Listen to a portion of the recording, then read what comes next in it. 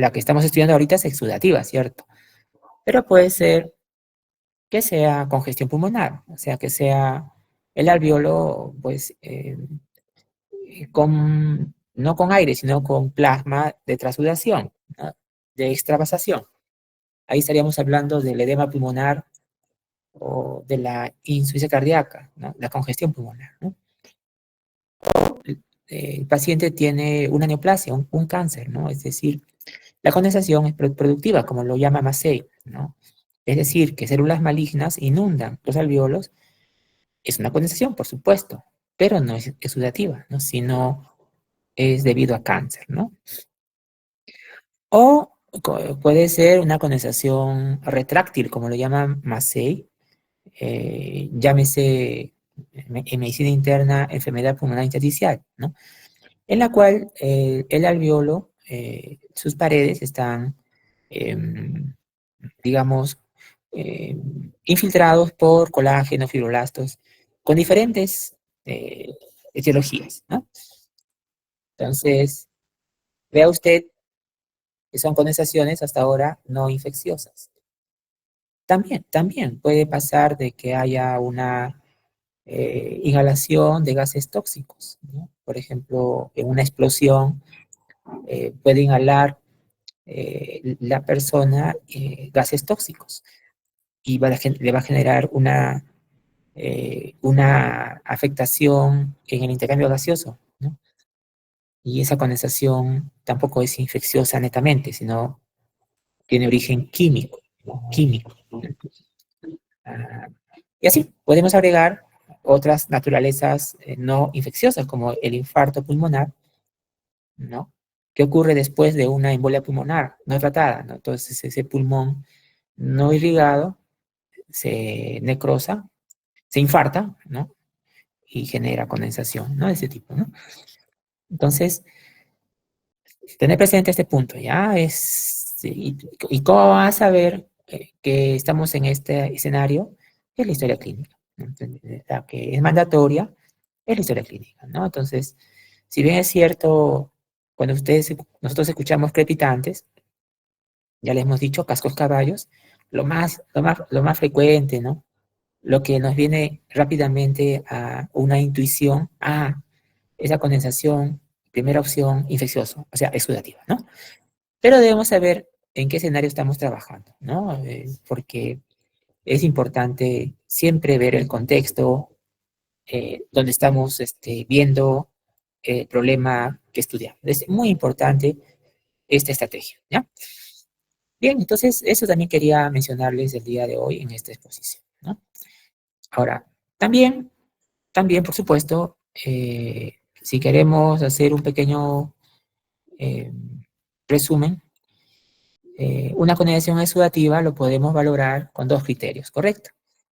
El criterio de nuestro curso, que es semiología, historia clínica, antecedentes, examen físico, anamnesis, examen físico, eh, pero hasta ahí es probable, ¿no? O sea, más probable, ¿cierto?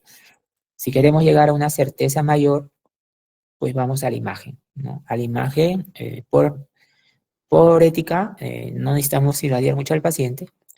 Con una radiografía simple podemos establecerlo ya. No siempre, ¿no? Pero es digamos, el criterio importante, ¿no? Y aquí, para evitar lo que es exceso de disponibilidad, ¿no? La recomendación de tutoría es que cuando ustedes vayan a la imagen radiográfica, en un contexto de sospecha de condensación exudativa, la intencionalidad de leer la radiografía, eh, recomendación para evitar sesgo de disponibilidad, es no buscar esta condensación inicialmente, sino buscar el diferencial, ¿no? El diferencial que podría mimetizar, camuflar, remedar nuestro guión clínico, ¿no?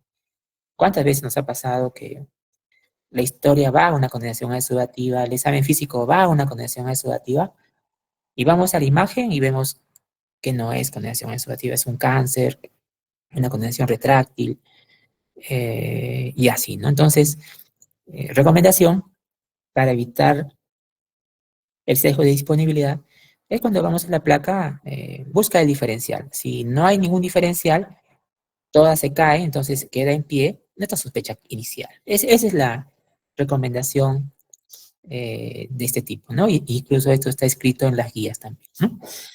Entonces, en la radiografía, ya yendo al tema específico, lo que buscamos aquí, dependiendo de lo que estamos estudiando, si es una condensación exudativa típica, ¿no?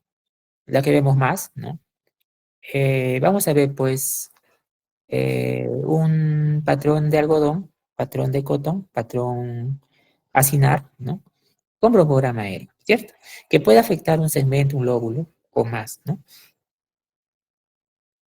Estoy precisando en condensación típica.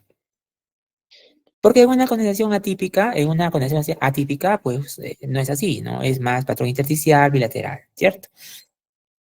Entonces, va a depender también de qué estamos hallando. Y esto, cuidado aquí, ¿no? Esta clasificación de típica y atípica no son excluyentes. Lo que más vemos en la práctica es que son una combinación de estas dos, ¿no? Una combinación. O sea, no son, digamos así, digamos como el agua y el aceite, ¿no? No pueden estar las dos a veces, y es lo que vemos también, ¿no? Bien, entonces esa es la importancia de la imagen, ¿no? Nos da más certeza.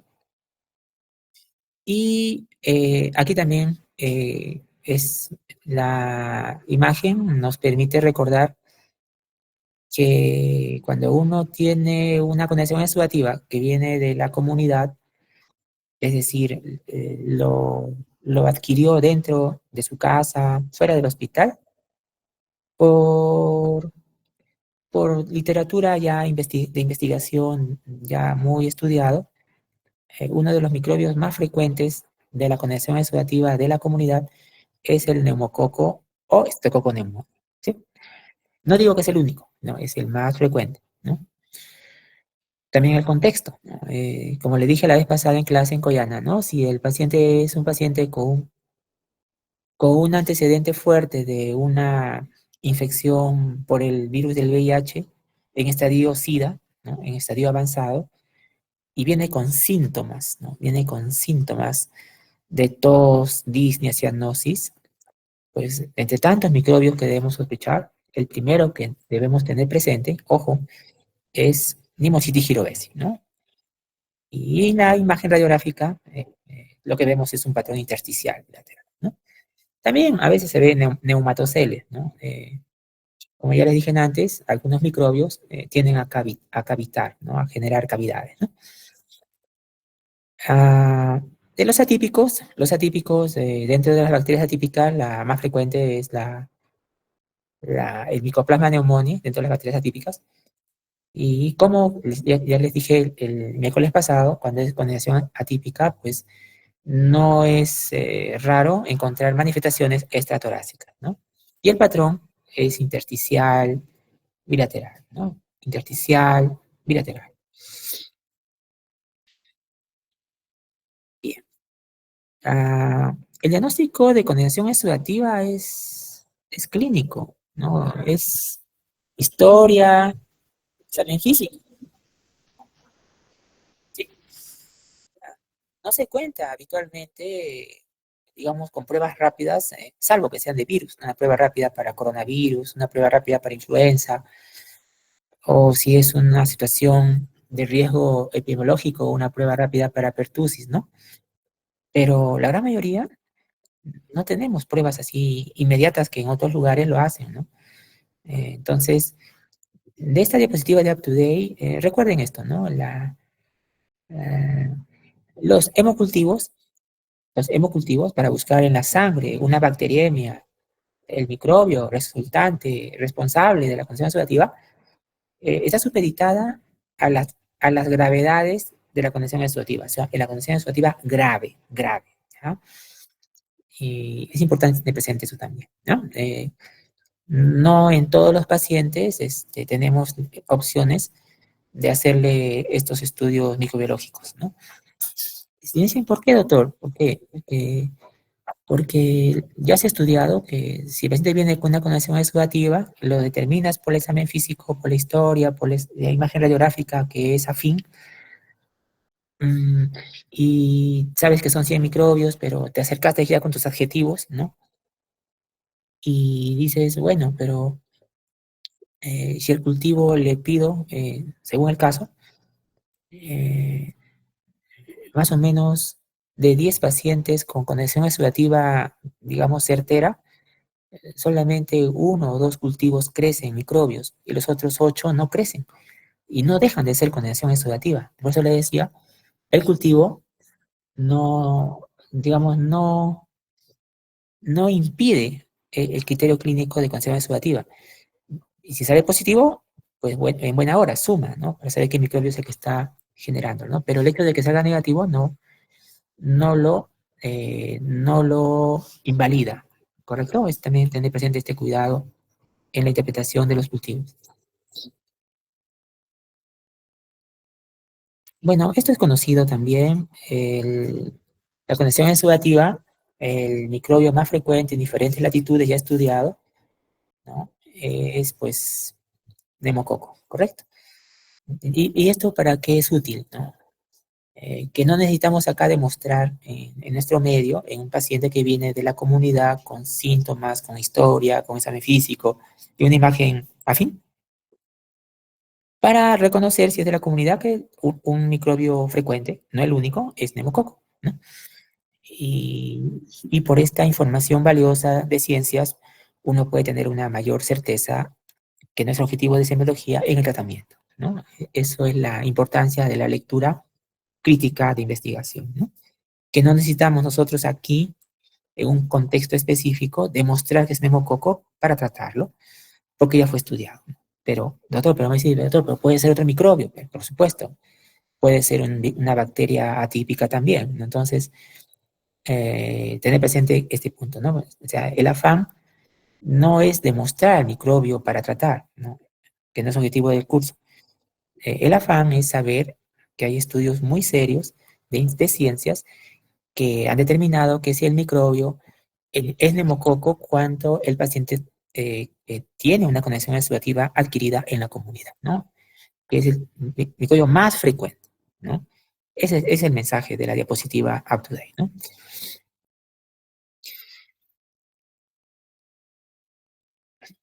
Bien. Entonces, como le estaba mencionando también, ¿no? Eh, es importante saber dónde adquirió el paciente la condición exudativa, ¿no? No es lo mismo en un paciente que es de la comunidad o es un paciente que ingresa, por ejemplo, a la unidad de cuidados intensivos por una razón no respiratoria, puede ser, por ejemplo, una pancreatitis aguda, y dentro de la unidad de cuidados intensivos presenta, inicia una condensación exudativa. Entonces ya los microbios no son los mismos de los que uno tiene en la comunidad, ¿no? Entonces son microbios intrahospitalarios muy infectantes, ¿no? De mucha virulencia. Recordar ahí al menos dos, ¿no? Como son la Pseudomonas aeruginosa y el estafilococo, ¿no? Y otros más, ¿no? Entonces, ¿y eso para qué es útil? Esto es útil para el tratamiento, ¿no? Porque el tratamiento de condensación exudativa es inmediato, ¿no? Inmediato, ¿no? Entonces, también les había mencionado la vez pasada, ¿no? En Coyana, la forma de ingreso del microbio hacia nuestro sistema respiratorio. Aquí quisiera que me ayude Naomi. Naomi, por favor, enciende tu micrófono, Naomi. Sí, doctor. Naomi, dime las 5 maneras de ingreso del microbio a nuestra vía respiratoria para generar condensación exudativa. Vamos. Microaspiración, Ya, macroaspiración, hematógena y directa. perfecto. Muy bien, Naomi. Excelente. Entonces, vea usted, gracias, Naomi. Listo. Eh, hay algunos microbios inhalatorios que son muy virulentos y su letalidad es muy alta, ¿no? Cada así que cuando ocurre en nuestro país, yo recuerdo cuando era estudiante de medicina, ocurrió, y es una emergencia sanitaria, ¿no? Porque si bien es cierto el carbunco, lo hemos visto en los libros y en fotos que afecta más la parte cutánea, ¿no? Pero si esto pues llega a la parte respiratoria, pues la mortalidad es altísima, ¿no? O sea, de 10 pacientes, 9 pueden fallecer, ¿no? Igual la peste neumónica, ¿no? Que es por algunos roedores enfermos con este microbio que hay alcance hacia el ser humano y realiza este proceso y el otro ser humano se expone a esta situación y pues la mortalidad también es 90%, imagínense, o sea, de 10 pacientes, 9 fallecen. Entonces, uno a veces cuando tiene estas situaciones, los médicos peruanos cuando tienen estas situaciones, tienen que entrar como astronautas a ver al paciente, ¿no? Y muchas restricciones, ¿no? Y prevenciones, porque realmente son microbios muy virulentos que ingresan por vía inhalatoria, ¿no? Y si UpToDate lo pone como bioterrorismo, es que porque en algunos estados en guerra, esto también es un arma, ¿no? Un arma biológica que lo pueden usar sin ética en cuadros bélicos, ¿no? Entonces, pero ha ocurrido en nuestro país hace unos 10 años, 15 años atrás, en el norte del país de Perú, hubo un caso de peste neumónica y se expuso un personal de salud y adquirió y por nuestros bajos recursos económicos en nuestro país, este recurso humano valioso pues falleció, ¿no? Entonces, siempre tener presente que, como dijo Naomi, una forma de ingreso de los microbios es por vía inhalatoria, ¿no? Ok. Bien, pienso que hasta ahí, condensación exudativa, vamos ahora al síndrome atelectásico. Nosotros en la parte de atelectasia debemos tener presente que esto ocurre cuando el paciente tiene, ojo, una oclusión total de la luz del bronquio, ¿no? Eh, ya vamos a ver en la clasificación, todavía vigente. Esto hace pues que todo el pulmón distal adyacente a esta oclusión total se colapse, ¿no? Recuerden que colapso pulmonar nosotros hablamos en dos situaciones básicas, ¿no? Atelectasia y neumotórax, ¿no? Entonces, la atelectasia es que se colapse el pulmón porque ya no entra el oxígeno eh, por la obstrucción total de la luz del bronquio, ¿no? ¿Está bien? Esa es la definición operacional, ¿no? No olvidar este punto. ¿Se puede decir condensación atelectásica? Sí. ¿Se puede decir atelectasia nomás? Por supuesto. Y como atelectasia, entendemos, si ya no pasa el aire, pues hay un silencio respiratorio, ¿no? También ese dato es clave, clave, ¿ya? Se puede clasificar de diferente manera, ya vamos a ver algunas clasificaciones importantes. Eh, Llévense al menos dos clasificaciones, ¿no?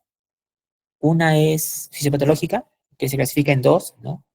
Obstructiva dentro de la luz del bronquio o no obstructiva, o sea que la obstrucción se debe a otras situaciones fuera de la luz del bronquio en sí, ¿no? Ya vamos a ver.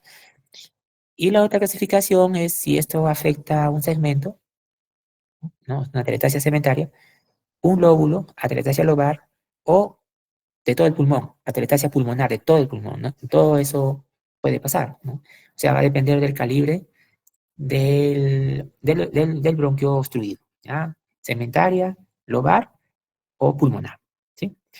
Y si ocurre esta situación, en el trastorno funcional, lo que se va a ver es una restricción, o sea, un trastorno restrictivo por la atelectasia que ocurre. Entonces, esta clasificación es válida, recuerden, obstructiva tiene que ver con una lesión dentro de la luz del bronquio, ¿no? Ya pueden ustedes imaginarse qué puede obstruir la luz de un bronquio, desde neoplasias hasta cualquier situación como un cuerpo extraño, ¿no? O una secreción que puede ser coágulos, puede ser moco, ¿no? o una atelectasia no obstructiva, no obstructiva, ¿no? Que son de varios tipos, vea usted, ¿no? Y las vemos con frecuencia en la práctica nosotros, ¿no? Por ejemplo, la atelectasia no obstructiva compresiva, ¿no? Por ejemplo, una bula grande o un tumor que comprime extrínsecamente, ¿no? Y de esa manera genera atelectasia no obstructiva, o sea, por compresión extrínseca, ¿no? O pasiva, ¿no? Cuando dentro del espacio pleural hay aire o hay líquido y el pulmón distal adyacente, el pulmón adyacente al derrame o al neumotórax, pues tiene una atelectasia pasiva por la ocupación de espacio en el espacio pleural del derrame pleural o del neumotórax, ¿no? Entonces, sí vemos la atelectasia pasiva también cuando ocurre esto, ¿no? O adhesiva es cuando, como vimos en la primera clase vimos que los alvéolos pueden estar abiertos gracias al surfactante, ¿no? Y cuando el surfactante no hay, por ejemplo, un bebé que nace prematuramente, ¿no? No se ha producido la cantidad suficiente de surfactante, entonces sus alvéolos están colapsados, ¿no? Entonces, ¿puede generar atelectasia? Claro que sí. Y se llama de tipo adhesiva, ¿no? Y eso no ocurre solo en los bebés, ¿no? También se ha estudiado en las UCIs, en los pacientes que están críticamente enfermos, que están con shock, ¿no? Están con hipoperfusión. Por esa hipoperfusión puede generarse consumo de surfactante y generarse también esta situación de atelectasia adhesiva, ¿no? También cicatricial, ¿no? Es cuando hay una fibrosis, un tejido fibrótico, ¿no? Debido a fibrosis o tuberculosis secuelado, y esto genera pues también una atelectasia por tejido cicatrizal, ¿no? También hay de reemplazo, ¿no? Reemplazo es cuando eh, hay un cáncer, ¿no? Que genera este proceso, ¿no? Sobre todo el adenocarcinoma invasivo, ¿no? Que tiene una situación de inundación de células malignas en los espacios aéreos, ¿no? Alveolares, bronquiales, ¿no? Y bueno, las otras son menos frecuentes, ¿no? En cuanto a lo que es la medicina de la aviación, ¿no? Atelectasia por aceleración en los pilotos, o la redonda, ¿no? Debido a asbesto, o por placa, ¿no? Por mala ventilación, ¿no?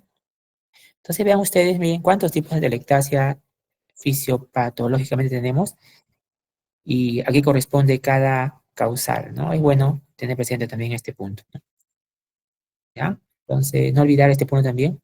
Aquí en esta diapositiva de Amir, nos hace recordar, pues, de cada una de ellas las causas más frecuentes, ¿no? Como ya le estaba comentando, en la conversiva tumor, en la pasiva neumotórax o derrame pleural, en la adhesiva, en los bebés que nacen prematuramente y en la cicatrizal, tuberculosis sobre todo, ¿no?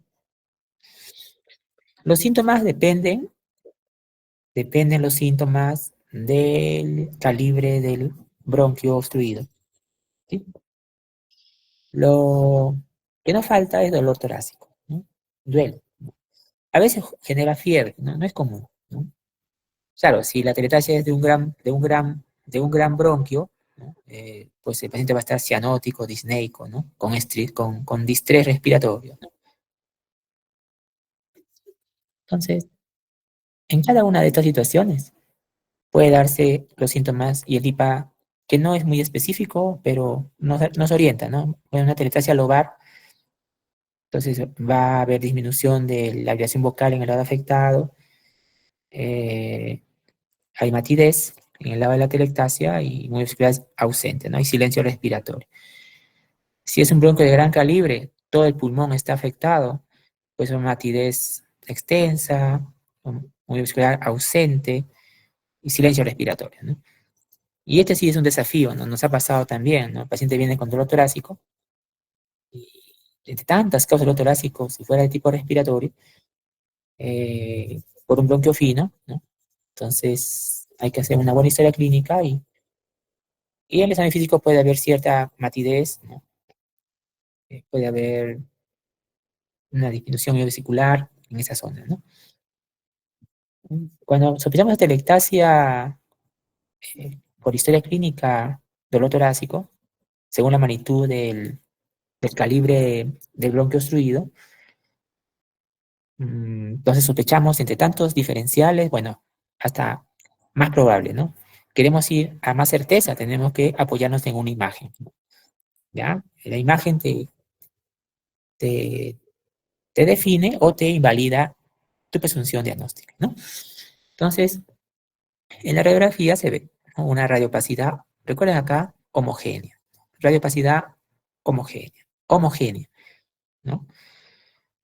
¿Ya? Esa es la diferencia con conexión exudativa, en la cual es asignar con broncograma aéreo, ¿no? Acá es una radiopacidad homogénea, que dibuja un segmento, un lóbulo, o todo el pulmón, ¿sí? Claro, si la telectasia es masiva, o sea, de todo el pulmón, pues la tráquea y el mediastino son jalados o tirados hacia el lado afectado. Ejemplo, si la telectasia es en el lado derecho, masiva de todo el pulmón, entonces la tráquea y todo el mediastino es jalado hacia el lado derecho. Recordar eso, ¿ya?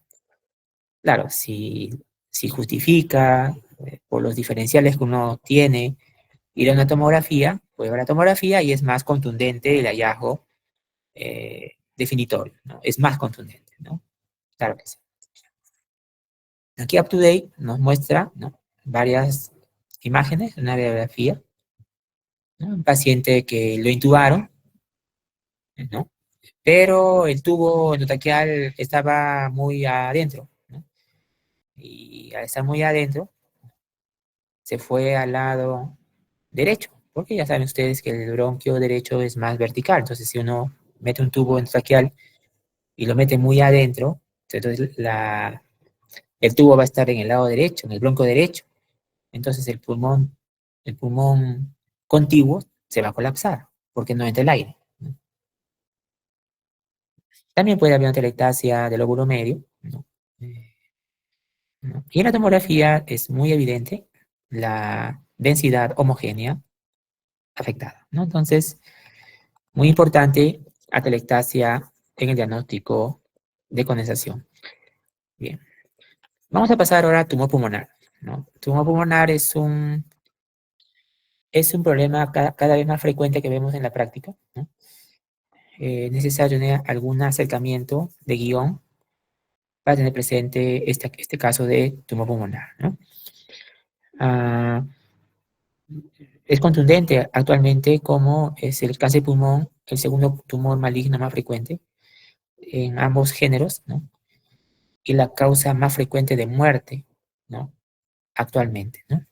Sí, sabemos de que de acá a 5 años va a ser cáncer de páncreas, la causa más frecuente de muerte, pero actualmente es el cáncer de pulmón la causa más frecuente de muerte por tumor maligno, ¿no? Eh, También es importante recordar que si uno lo detecta tempranamente, la sobrevivencia es mejor que si uno tardíamente lo demuestra. El problema en nuestro país, por falta de recursos humanos, eh, los pacientes vienen con estadios avanzados al diagnóstico. Si hablamos de neoplasia pulmonar como una generalidad, de 10 neoplasias pulmonares, 90% son malignas, ¿no? Y si hablamos del tumor pulmonar que nace en el pulmón o que es metástasis al pulmón, pues lo que vemos en la práctica es que es más frecuente los que nacen en el pulmón que los que son metástasis al pulmón, ¿no? Entonces vean ustedes aquí en cómo la célula nemocito está íntegra, su núcleo está bien, y por diferentes razones, puede ser ambientales o con algún riesgo genético de oncogenes, comienza a haber cambios en su morfología del núcleo y en la cantidad de células, ¿no? Y esto puede ser incluso solamente con problemas de tipo de oncogenes, nada más, sin influencia ambiental. Hemos visto más de una vez pacientes, vamos a ver ahora, que tienen cáncer de pulmón y nunca han fumado, nunca han fumado, ¿no? Entonces, para que vean la importancia de otros factores también que debemos tener presente. Entonces, tenemos que ir desde la prevención primordial, ¿no? Que es antes de la prevención primaria, ¿no? Desde antes que nazca el bebé, imagínense, desde el vientre materno, imagínense. A ese nivel estamos ya, ¿no? Hay muchos agentes carcinogénicos, muchos, ¿no? Muchos, de tipo metales pesados, tabaco, gases tóxicos. Incluso hay un gas que está en los edificios viejos que se llama radón, ¿no? Que no es muy fácil identificarlo porque no tiene olor, no tiene, la persona que tiene esto no tiene síntomas, o sea, de alguna afectación, como puede ser un gas irritante. Entonces, el radón también genera como factor de riesgo cáncer de pulmón, ¿no? Vamos a dedicarnos en este momento al cáncer de pulmón, la clasificación OMS, ¿no? Primario, cuando decimos primario es porque nace en el pulmón, son de cuatro tipos, cuatro, principalmente, ¿no? Adenocarcinoma, epidermoide, células grandes y células pequeñas, o neuroendocrino. ¿Está bien? El más frecuente, hasta ahora, de estas cuatro, es adenocarcinoma, ¿ya? Recordad que adeno es glándula, ¿ya? También recordar aquí que dos son centrales y dos son periféricos, ¿cierto? Dos son centrales y dos son periféricos. Los centrales son el neuroendocrino, o células pequeñas, y el epidermoide. Y los periféricos son adenocarcinoma y células grandes.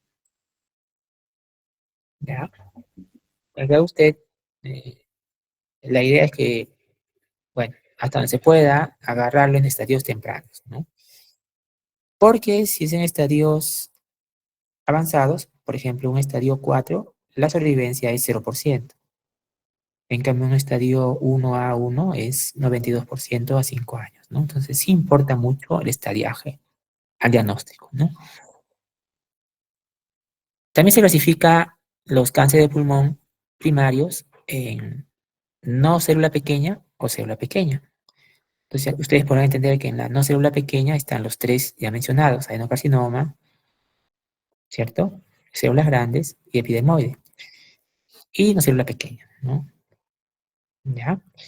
Y obviamente, lo más frecuente son no célula pequeña, ¿sí? El adenocarcinoma, vea usted que es el más frecuente, ocurre más en mujeres no fumadoras. Incluso puede darse el riesgo en los pacientes que tienen tuberculosis con cicatrices de tuberculosis o fibrosis pulmonar, ¿no? El más agresivo y de peor pronóstico es el de células pequeñas, ¿no? Porque su riesgo metastásico es alto. Los cánceres de pulmón se metastatizan por vía linfática, por vía hemática, transelómica o directa.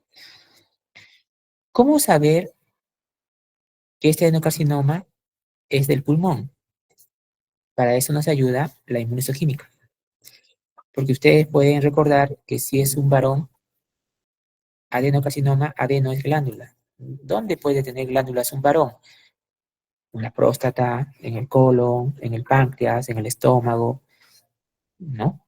Y en el pulmón. Entonces, para saber si es del pulmón, entonces el patólogo le hace inmunistoquímica, ¿no? Por ejemplo, si sale TTF1 positivo, podemos decir que es el DNI de que este adenocarcinoma es del pulmón, ¿no? Para eso importa la inmunistoquímica, ¿no? Identificarlo. La etiología ya les mencioné, está el tabaco, también está el asbesto.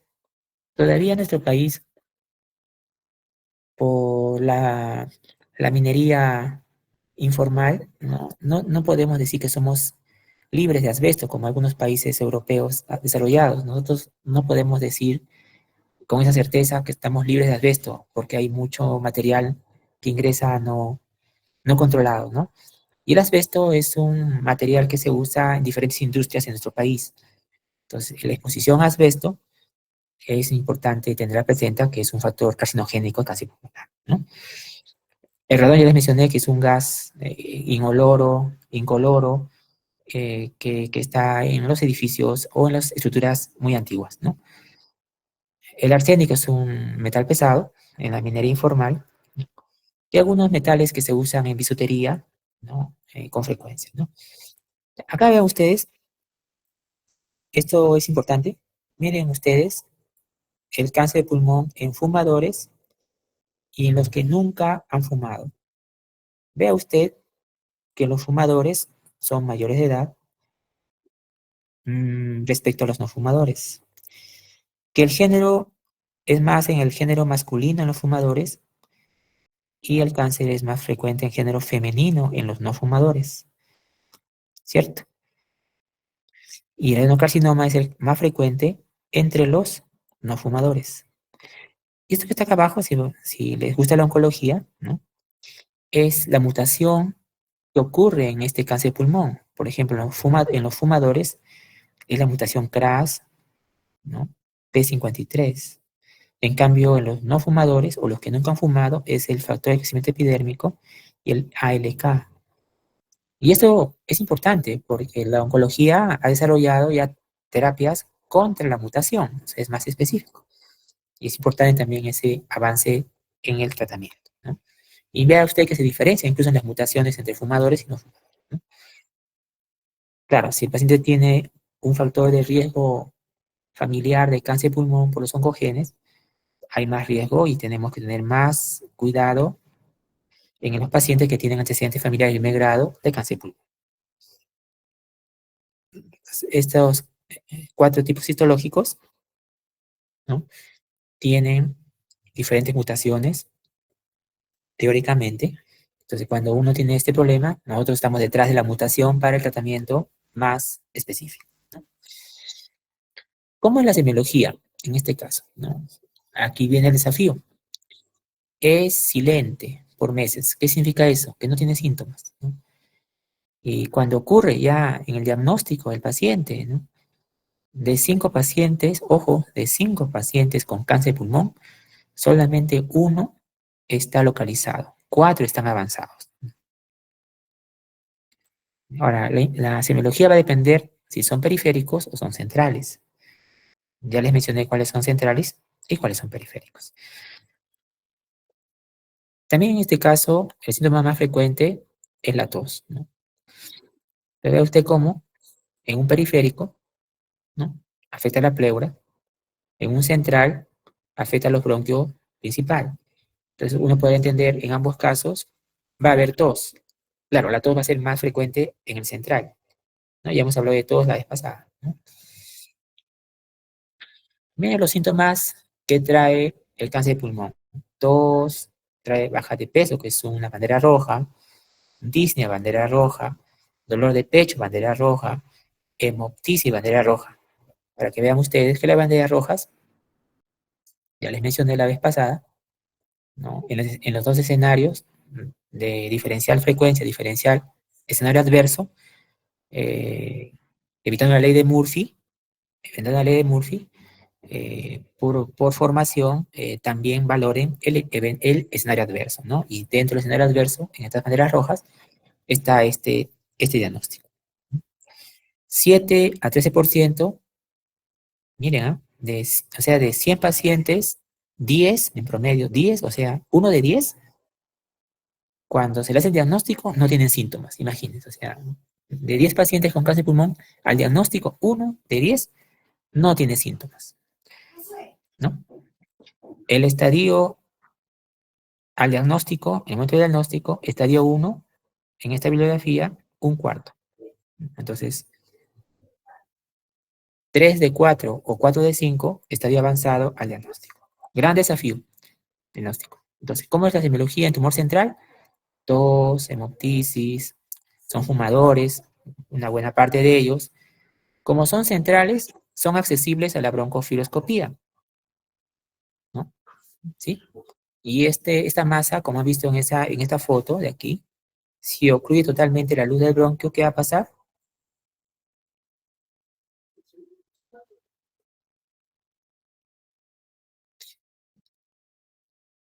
Greg, Lucero, Lucero, Lucero, Lucero. Lucero a la 1, Lucero a las 2, Lucero a las 3. Falta Lucero. Bueno, hoy día no va a pasar nada. Es una nota de concepto. Gloria. Gloria a la 1. Gloria a las 2. Sí, Gloria, ¿no tienes audio, Gloria? Gloria, no tiene audio. Ok. A ver, Gloria, si esa masa que ves en la diapositiva 39 ocluye totalmente la luz del bronquio, ¿qué va a pasar? ¿Qué va a pasar? ¿Qué va a ocurrir? ¿Qué síndrome parenquimal va a generar? ¿Pero qué colapso? ¿Neumotoras o atelectasia? Recuerden que el colapso es neumotoras o atelectasia. Atelectasia. ¿Está bien? Atelectasia. Por supuesto, Gloria. Muy bien, Gloria. Entonces, ¿no? El tumor periférico son dos tipos: adenocarcinoma, células grandes. ¿Sí? El adenocarcinoma, algunos de los adenocarcinomas tienen una siembra, un crecimiento lepídico. ¿Qué es eso? Que en la histología se ve como si fuese la imagen de una mariposa. Recuerden que lepidópteros son mariposas. Así se disemina, ¿no? Las células malignas, ¿no? Y estas personas, cuando es extensa el problema, puede generar disnea, hipoxemia. Y un esputo abundante, un esputo como espumoso, ¿no? ¿No? Debido a la producción de mucinas de estos tumores, ¿no? ¿Ya? Entonces no olvidar este punto también.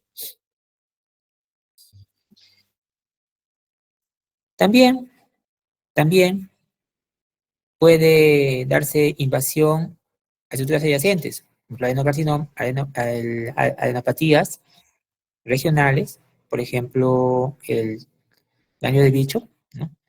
Obstrucción traqueal, ¿no?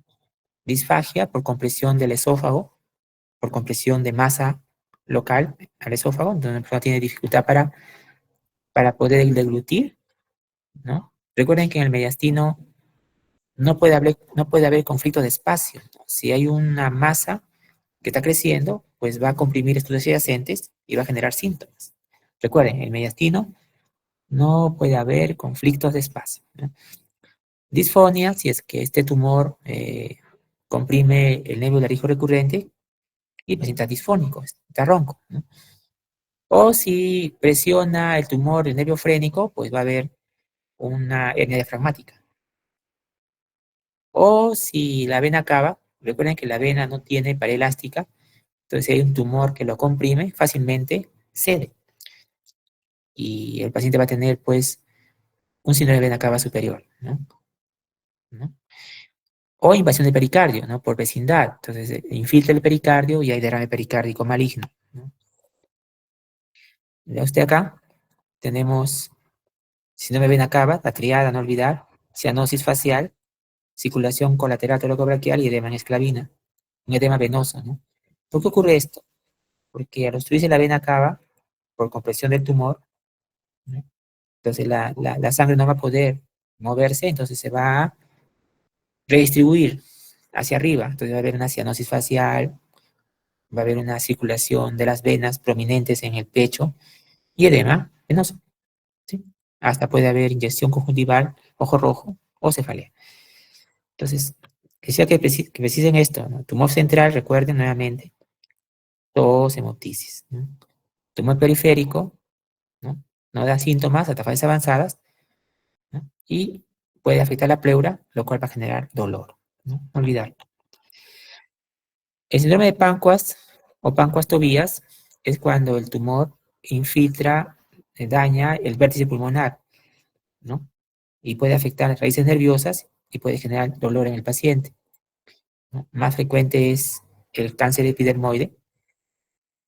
Dolor en el hombro, con el brazo en el hombro es omalgia. Esto puede darse por infiltración del tumor a los, a los nervios y raíces nerviosas, ¿no?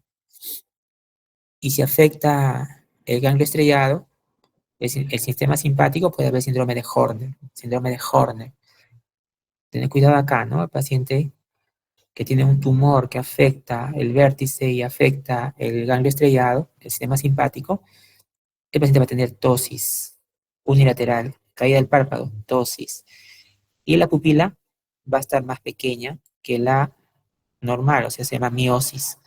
Miosis y ptosis unilateral es un signo de síndrome de Horde. Horde. Horde.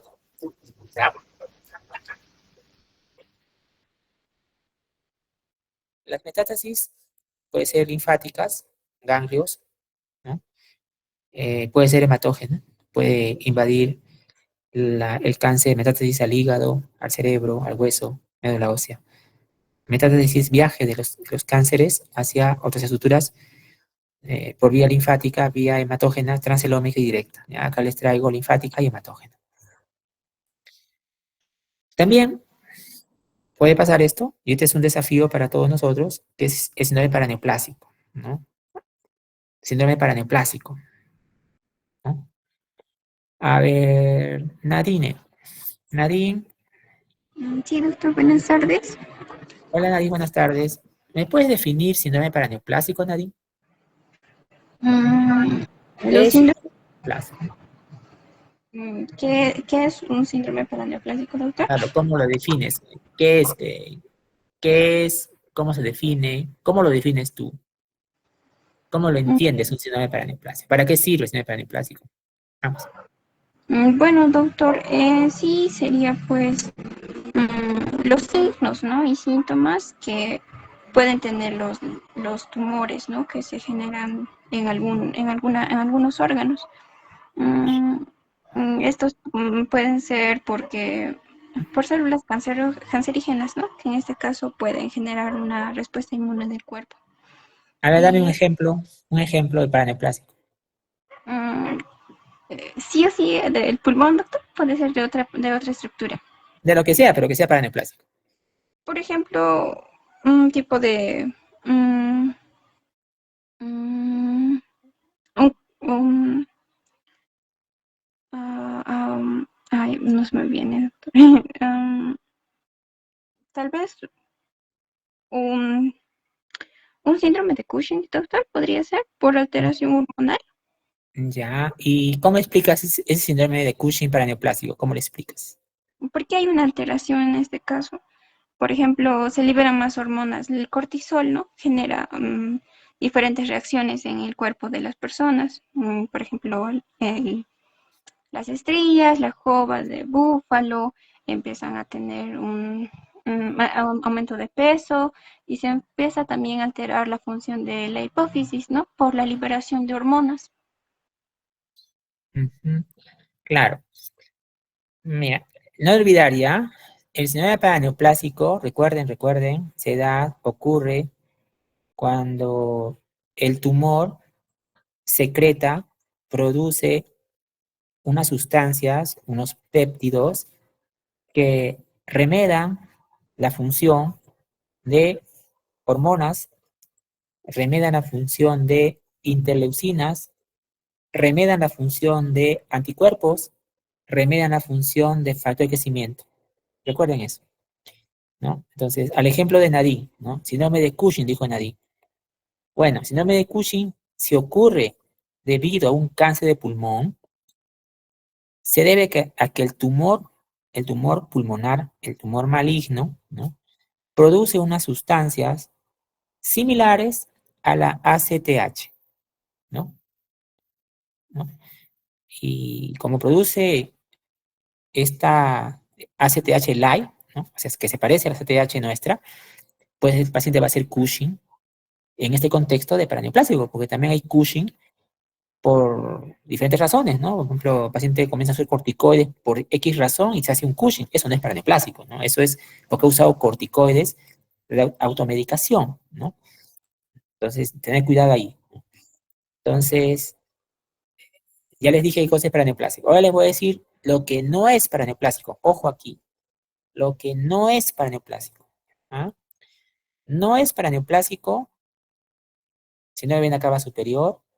No es paraneoplásico, síndrome de Claude-Bernard Horner, síndrome de Horner. No es paraneoplásico, tumor de Pancoast-Tobías. ¿Por qué, doctor? Porque en estas tres situaciones que acabo de decirles, es por compresión, por efecto de masa del tumor a las estructuras respectivas, ¿no? Si es Horner, el tumor comprime el ganglio estriado simpático. Si es síndrome de vena cava superior, el tumor comprime y colapsa la vena cava superior, ¿no? Y si es el síndrome, el tumor de Pancos-Tobías, el tumor daña las raíces nerviosas y genera el dolor de hombro a nivel de esa zona. Entonces, tener presente que el paraneoplásico no tiene que ver con efecto de masa, ¿no? Por compresión local del tumor, ¿ya? Entonces, en ese entender, si el paciente viene con hiponatremia y esa hiponatremia no es debida a otras causales, ¿no? Deshidratación, uso de diuréticos, lo que sea, puede ser que esa hiponatremia sea debido a una secreción inadecuada de una hormona que se parece a la nuestra, la hormona antidiurética producida por el tumor, ¿no? Un síndrome de secreción inadecuada antidiurética de una hormona antidiurética que se parece a la nuestra y genera hiponatremia. Entonces el paciente viene con hiponatremia, ¿sí? Ok. Las acropaquias, los dedos en palillo de tambor, también pueden ser paraneoplásicos, ¿no? Porque hay factores de crecimiento de tejido blando producidos por el tumor, ¿no? Entonces, cuidado ahí, ¿no? Hay acropaquias debido a fibrosis, hay acropaquias debido a bronquiectasias que no son de tumor maligno. Ahí ocurre por anoxia ística, como lo define Llanos en su libro, ¿no? Sino que en este contexto, acropaquias puede tenerse en un paciente con cáncer de pulmón debido a que el tumor produce factores de crecimiento de tejido blando y produce acropaquias. Entonces no es igual. Recuerden que los signos son contextuales. No olvidar también ese punto. Bien, entonces no olvidar ese punto también de los síndromes paraneoplásicos, ¿ya? Bueno, hay otros, hay un sinnúmero de síndromes paraneoplásicos, algunos de ellos ya los mencioné, ¿no? Entonces, como una conclusión, para terminar ya, y ahora dejo esta reunión al delegado, ¿no? El adenocarcinoma es el tumor histológico más frecuente, ¿no? De los cuatro. El Pancos Tobías más se da por epidermoide. El carcinoma microcítico es la que da mayormente síndrome de vena cava superior. La hipercalcemia, que es un paraneoplásico, más se da por epidermoide, y acá se da debido a una PTH parecida a la nuestra, producida por el tumor, y eso genera hipercalcemia. Y el carcinoma microcítico de células pequeñas es el que produce más paraneoplásicos, porque es neuroendocrino. Y dentro de los paraneoplásicos más frecuentes que vemos es el síndrome de secreción inadecuada a hormona antidiurética y el síndrome de Cushing que mencionó Nari. Todavía para terminar, entonces faltaba responder la última pregunta. Ay, a ver si lo dejo abierto, de repente mis estudiantes lo pueden decir. Si no, yo lo digo, tengo un minuto. ¿Por qué crees que es importante tener presente el paraneoplásico en el diagnóstico de cáncer pulmonar? Pregunta abierta a los estudiantes de medicina. Les doy un minuto. No, menos, 10 segundos. Yo voy a acabar. Levante la mano o tiene el micrófono. A ver, Maciel. Bueno, doctor, no todas las neoplasias provocan síntomas específicos y como mencionó precisamente usted durante la exposición, hay cánceres que ni siquiera provocan síntomas en su etapa temprana. Entonces, el tener en cuenta los síntomas que no necesariamente se provocan en el mismo lugar de la lesión, como puede ser en el cáncer pulmonar, no todas las manifestaciones son pulmonares, es importante también para nuestra habilidad diagnóstica para precisamente diagnosticar la enfermedad, ¿no? Muy bien, Maciel. Muy bien. La idea la recojo. A ver, Mayori. Mayori.